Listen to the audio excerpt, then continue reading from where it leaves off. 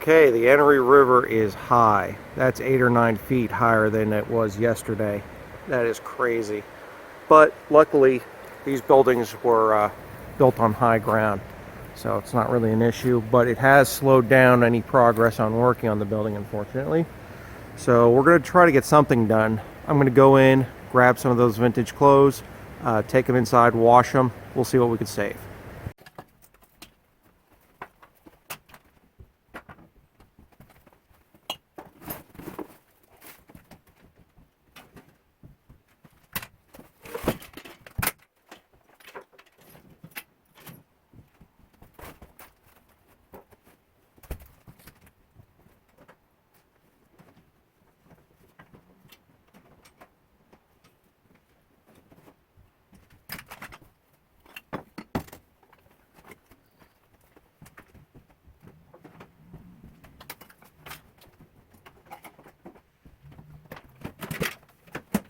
Okay everybody, we got rain moving in, so this is going to do it for today. Have to get back on it tomorrow.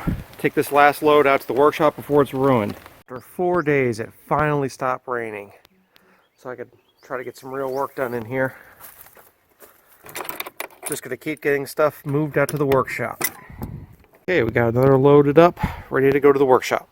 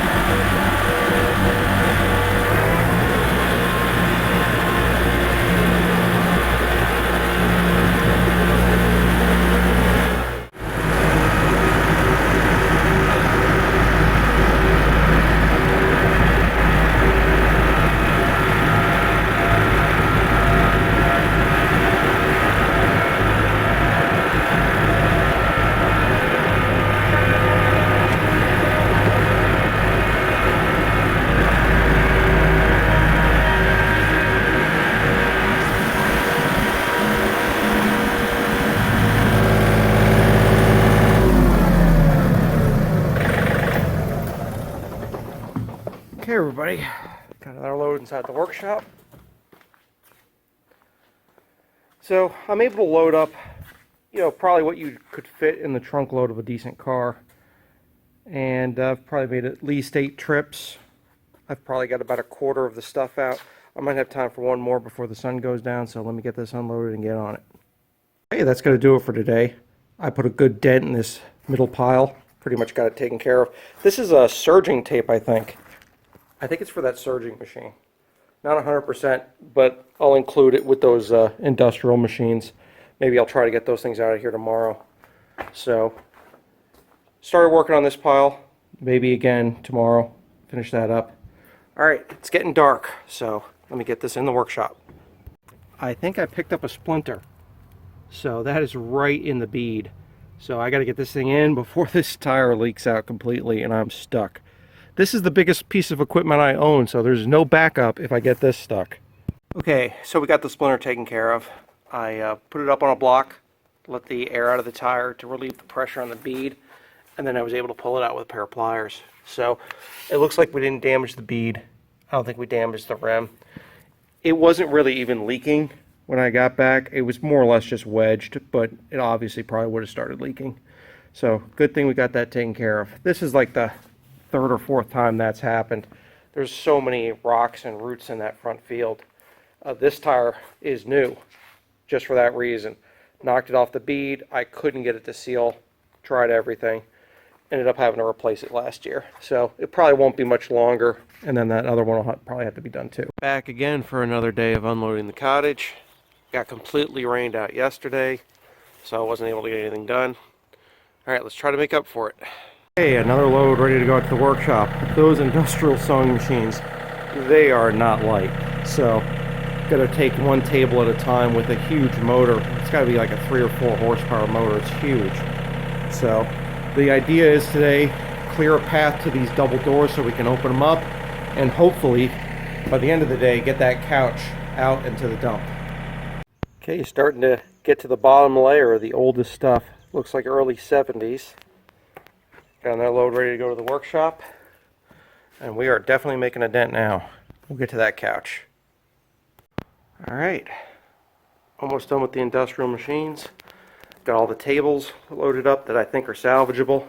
It's a shame a lot of these were new old stock, but if they're in this pile, I don't think they're even salvageable. So they definitely didn't want anybody opening up that door. That 2x4 is screwed into the floor as a huge bump stop, so nobody was getting in here. There might be some salvageable stuff in that pile. We'll have to take a look. I actually see there's an old license plate. Can't see the year. Find out.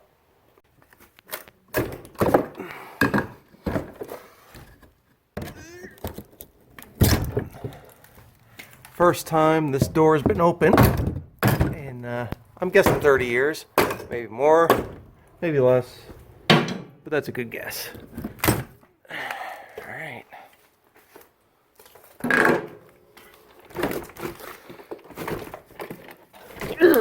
Oh, it's stuck on the floor. It's swollen and full of garbage. Alright, let me clean that up.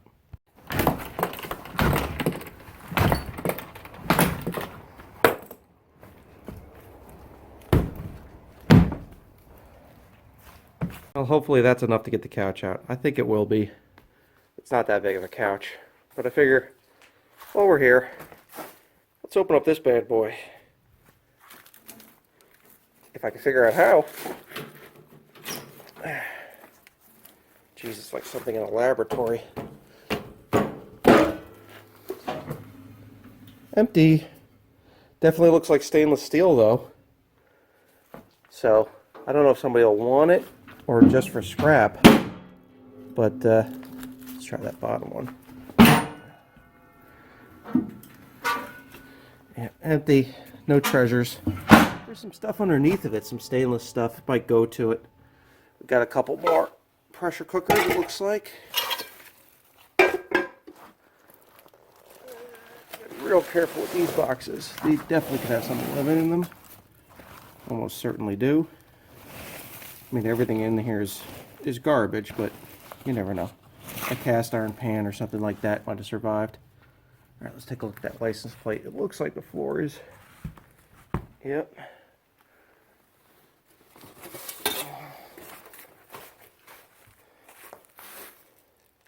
Ooh, that's a good one. South Carolina 48. That's pretty cool. I mean, it's rough, but I mean, I'm sure that this thing's been on the property probably since they closed the building down. That's neat. We'll put that up here. Nice. There we go. Alright. Well, let me get this couch out.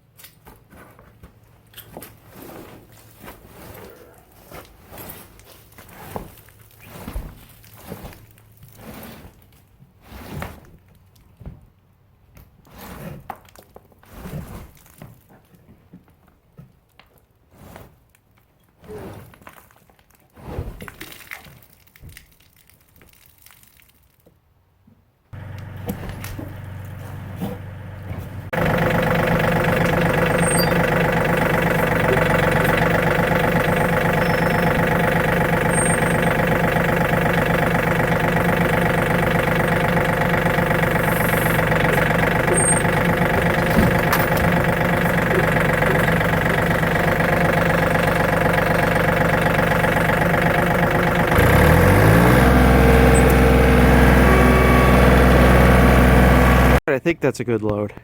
So most of this stuff is light, so loaded it on the bush hog. Got the vintage fabric here. Man, it's a shame that the custom van that was ordered for never got it. But all this is just garbage. Foam and a lot of material. But look at there. You could walk through the place now. And there's an egg over in the corner from the turkey vultures. I'm sure they want me to stay away from that. And yep, Leanne loves Daryl. Now, a couple of family members brought up, maybe that says Diane loves Daryl. And I said, well, who would put a giant capital A in the middle of their first name? And my mother said, well, you obviously didn't live through the 1970s. They did stupid stuff like that all the time. But the couch is gone. There was also a leather beanbag chair. So, yeah, if those things could talk, I bet you Leanne or Diane made Daryl a man on one of those. The final big load of building contents, ready to go to the dump. Like I said, fingers crossed that they take it all. They said they would.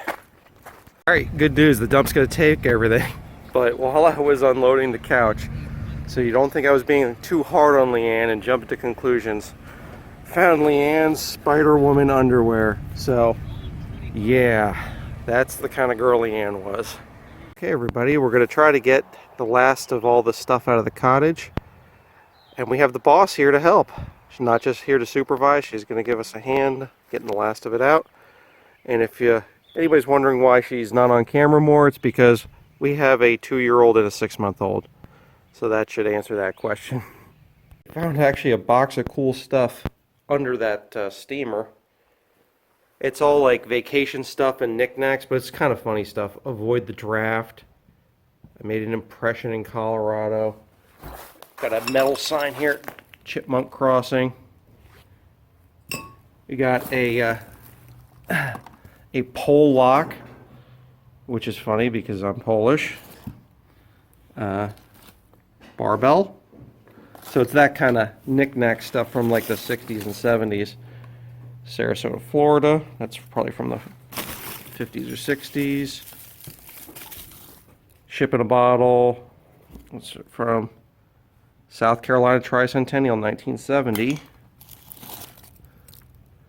Stuff like that, you know, stuff that people got on vacations. That's from Texas. So obviously they did some traveling around.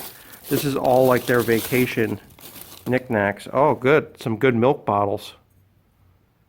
Evie's. It's probably Pennsylvania, I would guess. Oh, we did find this, which was really neat. Let's see if I can dig it up before I step on it. Dehydrated water, Piedmont Expo Park, Greenville. I guess it's kind of like a gag, but I bet you not many of these made it. Let's see what else we got in here. Oh, look. An advertisement on the newspaper is from Star Wars. It starts Wednesday. So that tells you, summer of 1977. And just family photos. Okay, got a load ready to go out to the workshop. And while Tina's unloading that, I'll go ahead and get the tractor pulled up and get some of that heavy stuff loaded. Got another load at the workshop. We got to unload the pickup truck first though, so give Tina a hand with that.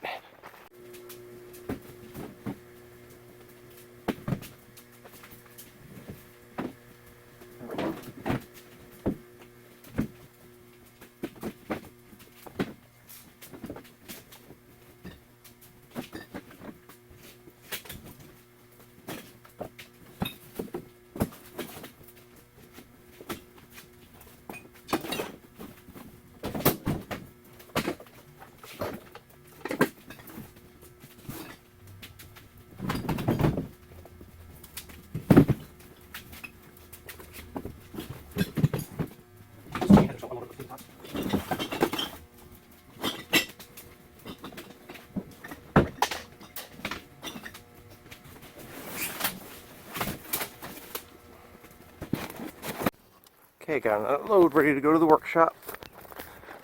And then we're going to bring the tractor back, get a couple of the heavier items, and then probably call it a day because the building's getting empty. Say hi, Tina.